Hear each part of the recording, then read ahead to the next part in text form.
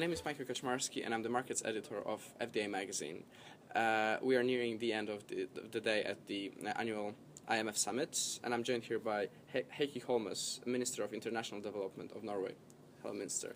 Hello, thank you very much. A very busy day for you today, starting with a panel on eradicating poverty in countries that actually have mineral resources. Starting actually with a breakfast. With the breakfast? With a breakfast on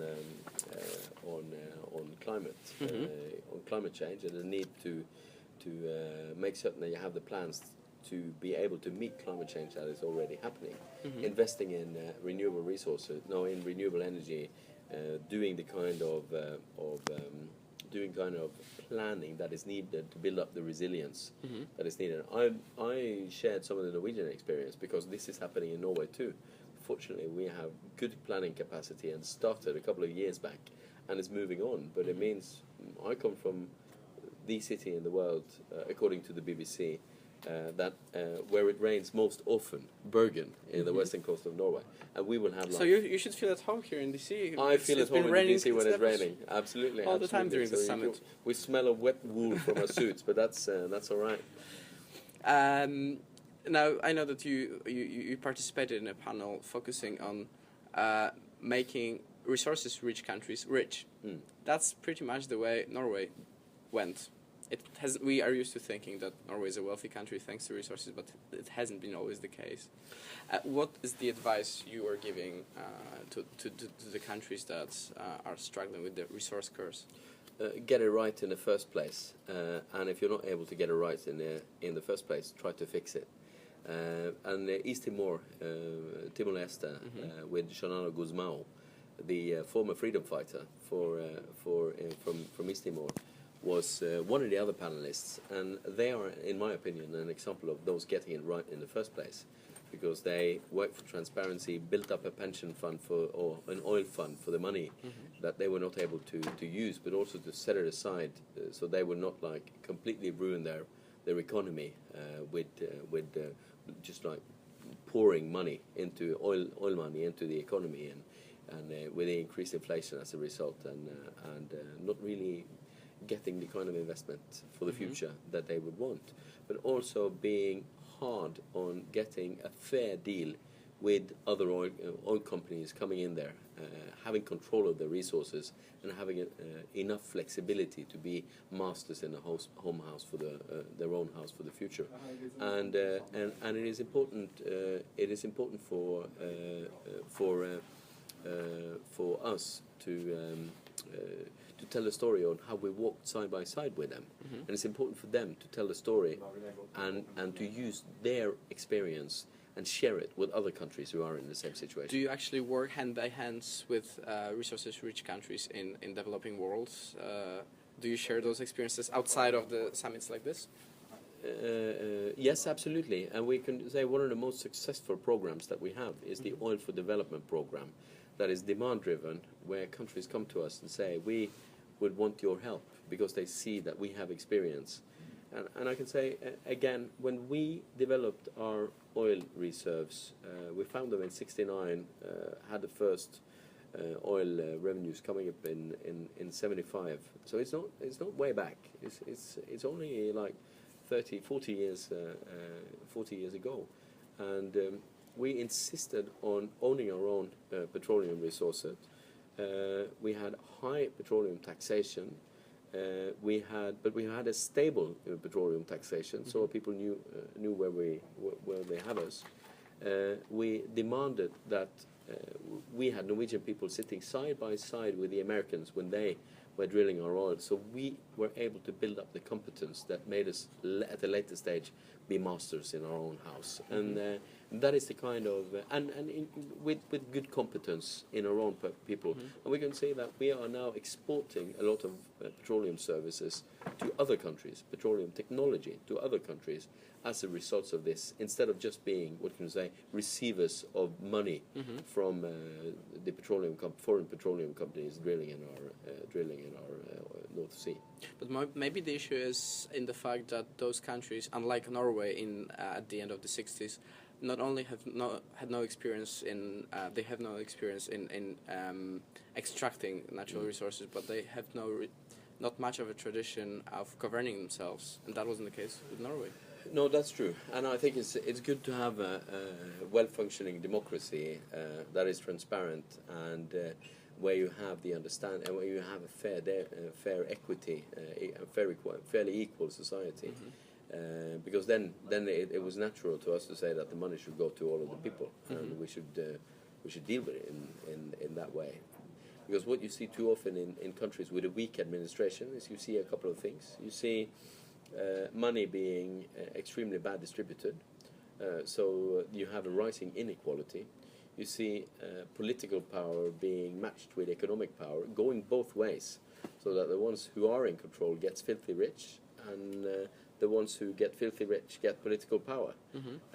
And you see many bad deals with foreign companies. Where we now support the African development banks, amongst others, helping countries renegotiate their contracts that are based on really unfair, non-international standard, and you have, of course, the corruption, and that was one of the things that was mentioned by more of the panelists, many of the panelists, that two things: you need two to tango. You will not have corruption in a country if you don't have an oil company that is willing to be corrupt, and you need a national leadership that is actually intent on making certain that this money comes to the benefit of the people. And if you don't have those two issues in place, it will go wrong. And then and we've seen many cases of that in the African continent and other places in the world. And any cases in African continent of countries that you would comment on doing well in terms of their extracting resources and putting their economy, getting it right?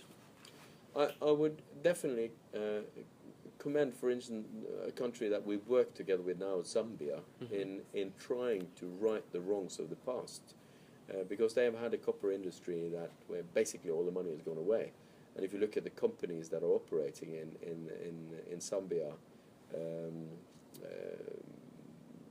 I believe it's only one or two of the companies that actually report a profit in their operations, and at the same time they've been doing this for tens and tens of years. So it's absolutely not an unprofitable business what they're doing. But they've been able. We gave technical support to them, and they did a lot of effort themselves. Technical support of only like $2 million, $4 million, and they were able to increase their income by $300 million, and that shows how important it is to give technical support to countries where there is a national will to actually be able to deal with the problem. Madam Ngozi in Nigeria, the finance minister of Nigeria, said very clearly at the meeting that we had together on transparency, the need for transparency. She said, technical support is not a very sexy thing. It's difficult for development ministers to sell in their home countries, but it's of immense importance if we are to be able to handle the natural resources we have, to be able to combat corruption in our own countries, and to be able to stand up to the international companies that want to operate in our countries. So I strike a deal for supporting those countries that have reformist leadership that wants to tackle the issue of corruption and malpractice in the natural resources sector. Help them get things right, even though you can't count it as one and say another child immunized or another child with malaria net or going to school, because this is really about making certain that countries get their own resources and taking care of foundations. Absolutely. Of the economy. Because and you see that in so many countries where you first have the unfair distribution, where you first have corruption, in a way biting, getting like a foothold in a country, it can also destabilize the governments of the countries. Another country that seemed to be doing okay, at least say 2 or 3 years ago, is Angola. It's not really shown as an example of country that is doing so well anymore. Why? No, Angola is one of the countries where we had oil for development, and one of the lessons learned, I would say, from our oil for development is that you could focus on technical support for getting a lot of oil out. You can focus on building up the legislation and stuff like that. You can focus on environmental issues, the transfer of technology and competence, and on building up a civil society in a country. But we've done a lot of that individually, finance management system, revenue management systems. But our experience is that you need to have a comprehensive approach to countries, be on all different levels. Now we'll continue in Angola in particular, helping the country build up more competence and stuff, but in particular serving the civil society and building up strong civil society organizations that will be able to demand transparency, demand that the money is being used to the benefit of the people, because a lot of money has been flowing into the Angolan state's coffers, but we can clearly see that it has not reached the average people in the country, and that is, I would say, a responsibility both for the companies operating, but in particular, I would say, for development partners, on making certain that not only does the money come in, but it's actually spent for the majority of the people. Why why involvement in that issue to the extent that actually your office exists in the first place? I mean, this is not a very popular or widely seen practice outside of Scandinavia to have the Ministry of International Development as a ministry focusing on helping developing countries and helping them work together. Why Norway cares?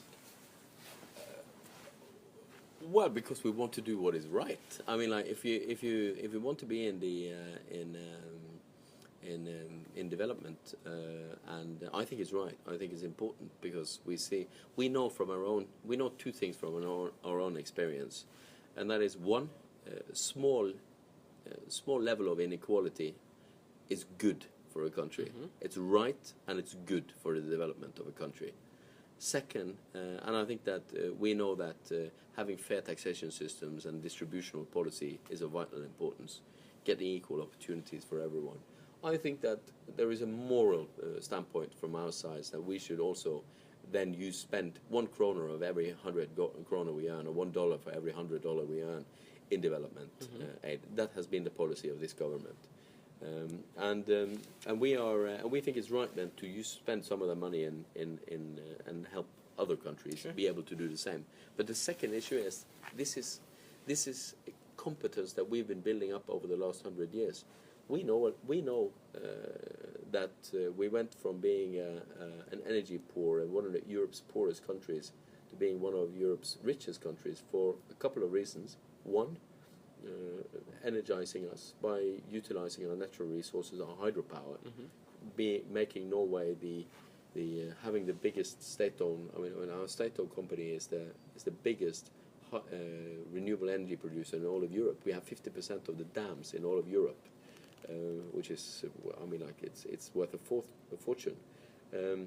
Secondly, it's having low differences, low degree of inequality, which has been positive to the development of the country. Thirdly, finding oil and dealing with it in a good way so we didn't ruin our economy. And fourthly, investing in women, because we know that most people know that Norway is rich from oil. What most people don't know is that the value of women working in Norway above the OECD average is worth more than all our oil reserves, all our oil money in total. So I'm just saying that these are the issues where we think that we have learned something through our practice, and I think it's only right to say that we should that those things that other countries ask us to help them with when it comes to these 4 sectors, we should definitely help them. Thank you so much for sharing your insights. Thank you very much.